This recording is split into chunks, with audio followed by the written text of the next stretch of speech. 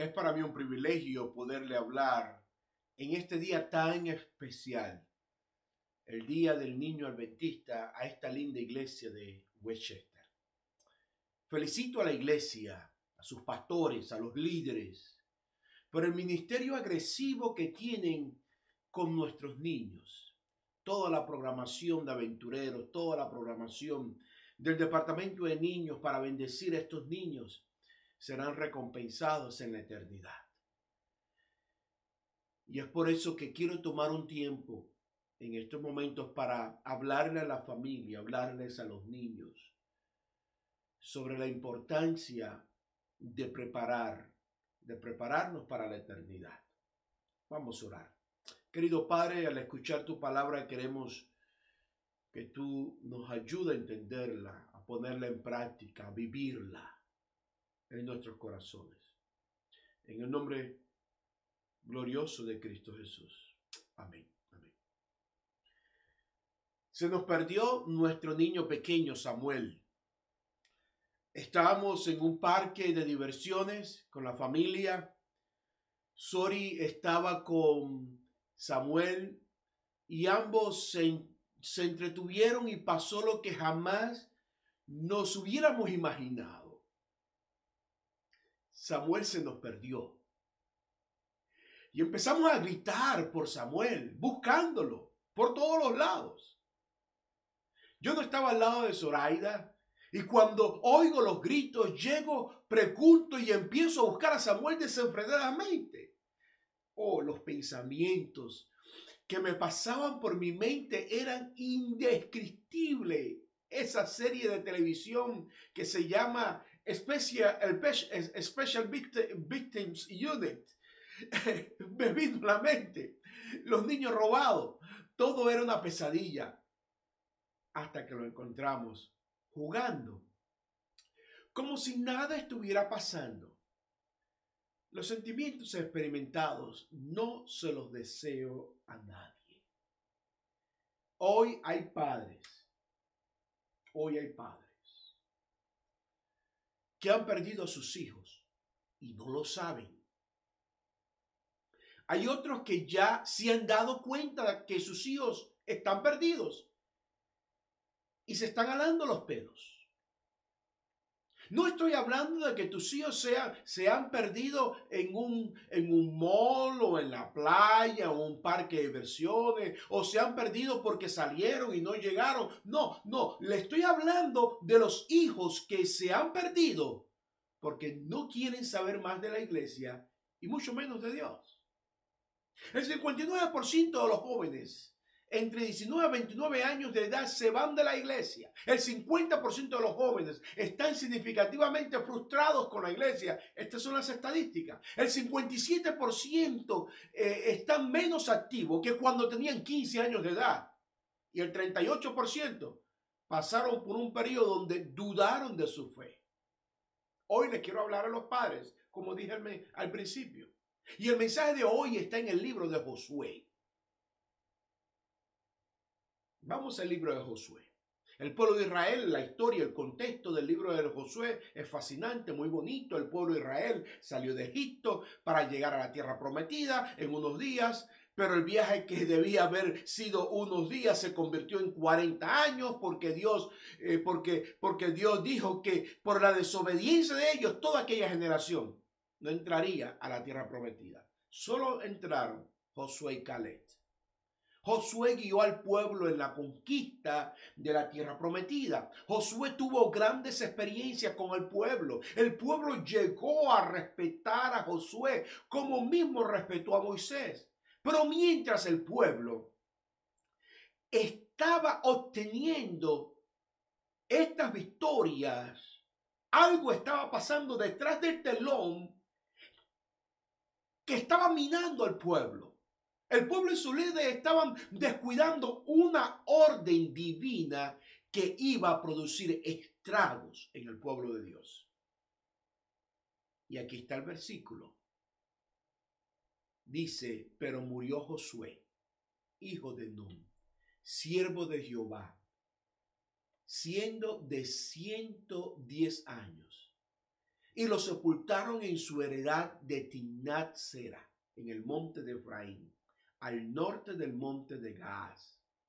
Y toda aquella generación también fue reunida a sus padres. Y se levantó después de ellos, noten esto, se levantó después de ellos otra generación que no conocía a Jehová, ni la obra que él había hecho por Israel. Después los hijos de Israel hicieron lo malo ante los ojos de Jehová y sirvieron a los Baales. Acabo de leerles lo que dice Jueces, capítulo 2, versículos del 8 al 11. Triste historia. Noten la secuencia. Josué muere de 110 años de edad. El próximo versículo dice que también murió toda aquella generación que conoció a Dios. Y después de ellos se levantó una generación que no conocía a Jehová, ni la obra que él había hecho en Israel. Ahora, esta es la pregunta que yo me hago. ¿Cómo es posible que algo así haya acontecido? ¿Cómo es posible que se pueda levantar una generación que no conozca a Dios? Con tantos milagros, con tantas formas, con tantas manifestaciones divinas que ese pueblo tenía. ¿Cómo es posible que se haya levantado una generación que no conocía a Dios? Ahora, desde Génesis hasta Josué, el conocimiento de Dios se había transmitido de una forma verbal. No había los libros, no había las computadoras que existen hoy en día. ¿Cómo es posible que el conocimiento de Dios se transmitiera si no habían computadoras, libros? Simplemente por los padres, porque los padres tenían la responsabilidad ante Dios de transmitir las verdades divinas a la próxima generación. Entonces, si se levantó una generación que no conocía a Dios, fue simplemente porque los padres no cumplieron con su responsabilidad de educar a sus hijos para la eternidad. Esa es la única respuesta. Yo felicito a todas las familias que han preparado a sus hijos en esta semana de evangelismo, de semana especial de los niños, para que ellos presenten las verdades. Sean los predicadores. Felicito a las iglesias que invierten en los niños, a las familias que invierten en los niños. Pero tristemente, lo mismo que ocurrió en antaño se está repitiendo en muchos hogares. Se está repitiendo en nuestra sociedad. La única forma de poder parar esta epidemia es corriendo a la Biblia y estudiar las razones por las cuales se cometieron estos errores y la solución que Dios da para evitar esos errores, para que esos errores no se vuelvan a repetir. El pueblo de Dios olvidó que educar para la eternidad debe ser nuestra primera prioridad. No hay nada más importante para un padre que educar a sus hijos, no simplemente para que sean ingenieros, para que sean doctores, para que obtengan un título, a pesar de que todo eso es importante. Pero la primera responsabilidad de un padre fiel es educar, preparar a su hijo para la eternidad. ¿Por qué? Porque yo soy un mayordomo de Dios.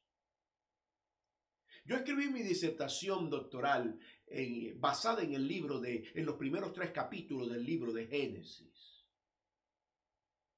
Y los primeros 3 capítulos del libro de Génesis nos presentan nuestra identidad y el plan que Dios tiene para traernos de regreso al Edén. Por eso me fascina.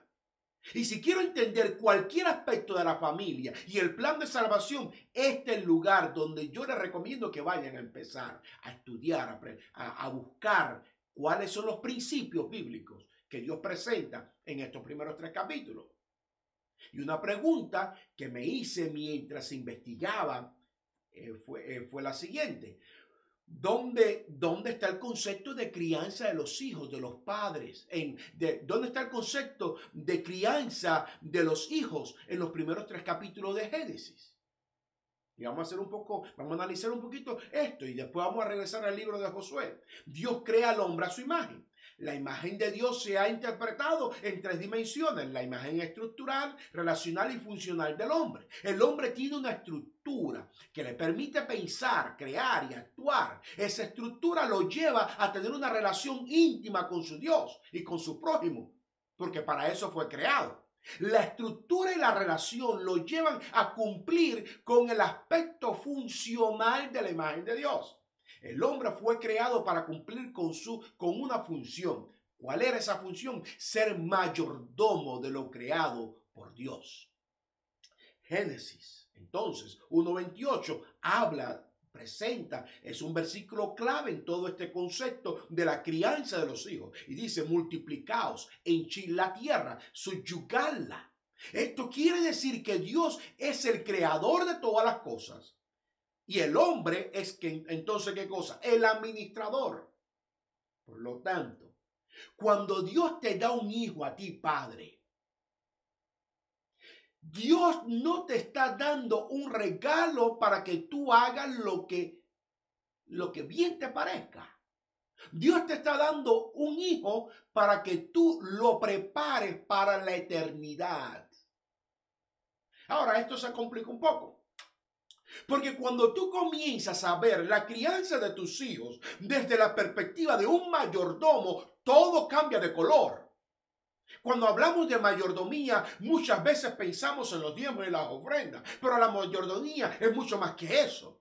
Dios se reservó en el huerto, en el huerto del Edén, un árbol que le pertenecía a él, y él le prohibió a Adán y a Eva de acercarse a tocar de ese árbol, comer del fruto, mejor dicho, de ese árbol. Y cuando me veo como mayordomo de mis hijos, yo no puedo ver a mis hijos como un problema para mí, no, porque ni una carga como lo ven muchos padres. Tengo que verlo como una bendición, porque ese hijo que Dios me ha dado no me pertenece a mí, le pertenece a Dios. Y Él me pedirá cuenta un día por lo que yo hice por el hijo que Él me dio para que yo lo preparara para la eternidad. Es por eso que cada generación debe de transmitir un legado a las siguientes generaciones. Y el libro de Josué presenta el fracaso de una generación en transmitir estas verdades eternas a la próxima generación. Y ahí está donde el versículo que acabamos de leer de Josué capítulo 2. Dios le dio un mandamiento a los padres de transmitir un legado espiritual a las siguientes generaciones. Para que puedan entender cómo esto es posible, necesitamos entender algunos aspectos sociológicos. Cada generación es responsable de las siguientes generaciones.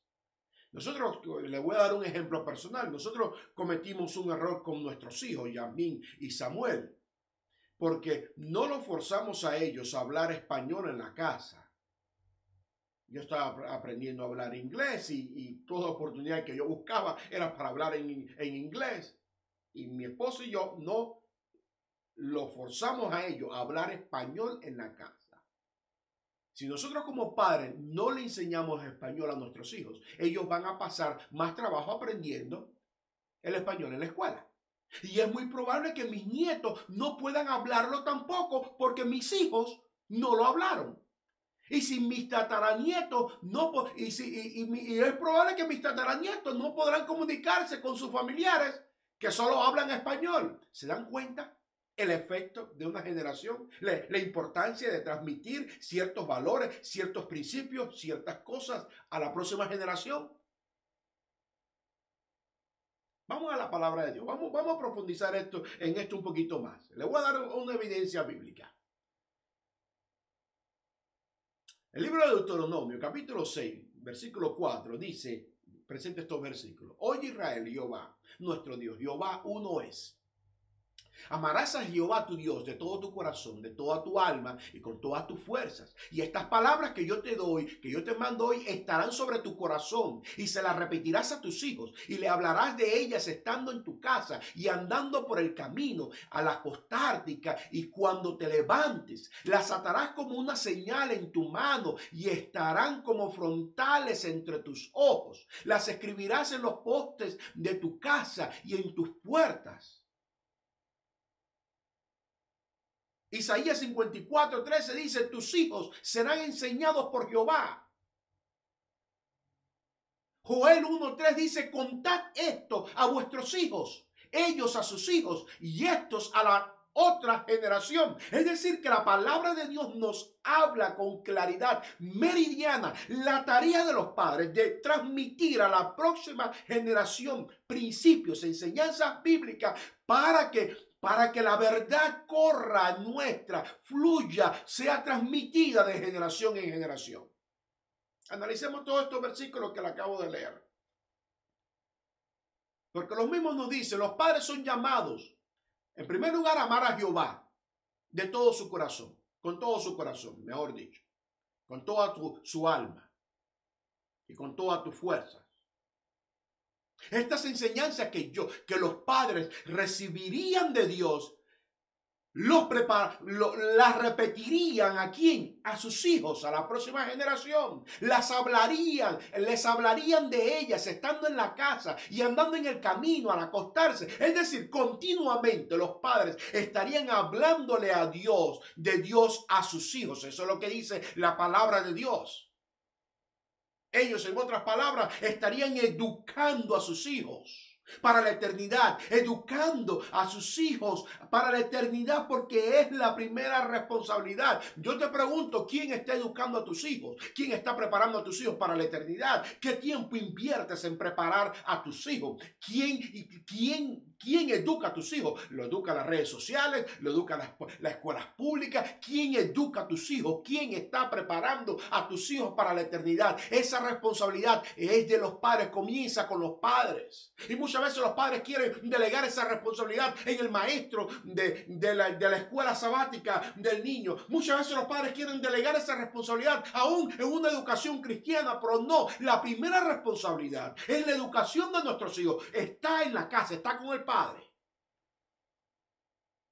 Si Josué 2:10 dice que se levantó, mejor dicho, si Jueces 2:10 dice que se levantó una generación que no conoció a Dios, es simplemente porque los padres fallaron en cumplir la orden de Dios de educar para la eternidad. Dios no hace nada sin un propósito. Si Dios le había dado a los hijos, si Dios les había dado hijos a los israelitas, mejor dicho, era para que ellos lo prepararan para la eternidad.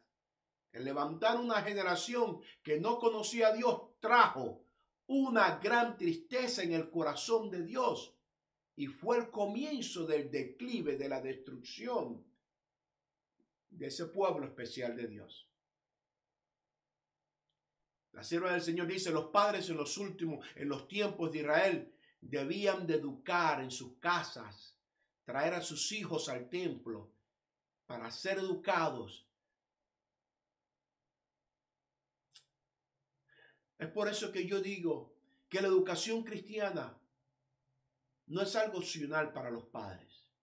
La educación cristiana de los hijos no es responsabilidad de la escuela o simplemente de la iglesia, es responsabilidad de la casa. ¿Será que la historia se repite hoy?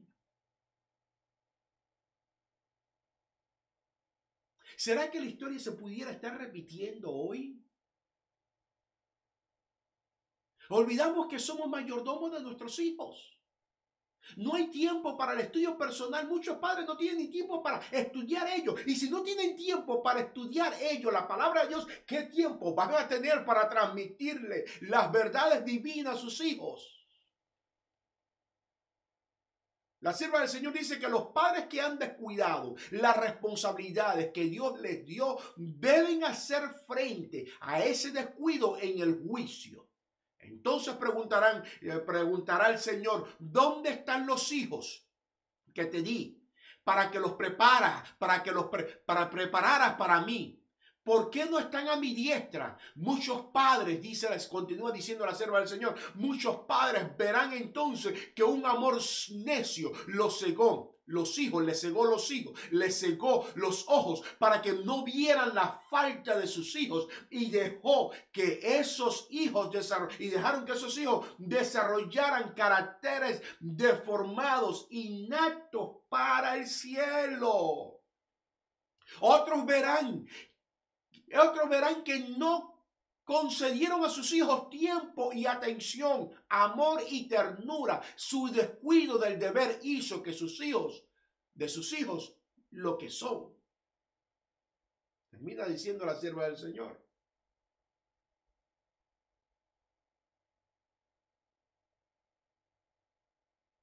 No importa lo que yo haya hecho por la iglesia, no importa lo que haya hecho por la conferencia.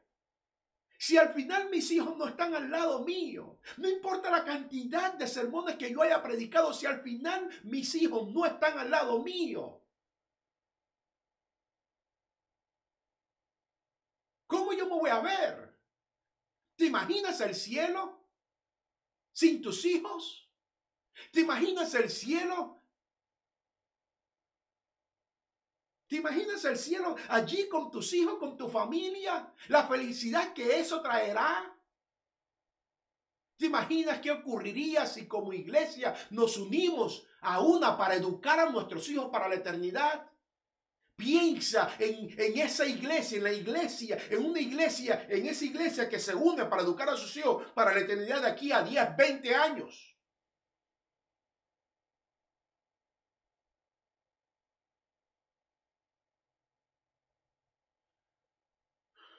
Lo que más ama a Dios en este mundo es a nuestros hijos. Lo que más ama a Dios son nuestros hijos. Isaías 49:25 dice, tu pleito yo lo defenderé y yo salvaré a tus hijos. Dios dice, yo voy a salvar a tus hijos. Esos padres fieles que educan, que preparan a sus hijos para la eternidad, a los niños para la eternidad. Dios dice, yo voy a salvar a tus hijos. Tal vez tú estás triste porque educaste, hiciste y no hiciste lo mejor para tus hijos.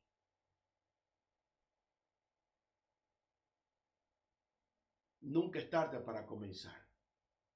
Tal vez alguien que no había entendido cómo con claridad esta verdad se siente culpable ante Dios. Porque educar no fue su primera prioridad.